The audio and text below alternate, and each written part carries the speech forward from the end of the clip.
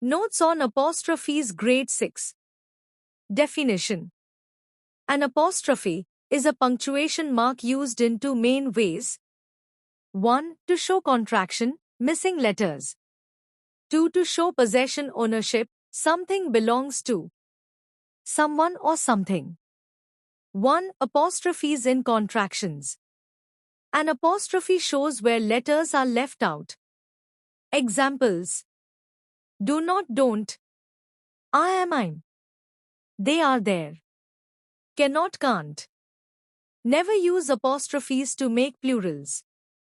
Apples, apples. Two apostrophes in singular possession. Add s to show ownership. Examples. The boy's book, the book of one boy. The dog's tail, the tail of one dog. The teacher's pen, the pen of one teacher. 3. Apostrophes in plural possession. If the plural already ends in s, add only an apostrophe. If the plural does not end in s, add s. Examples. The boys' books, books of many boys. The girls' school, school of many girls. The children's toys, toys of many children, irregular plural. The men's clothes, clothes of men, irregular plural.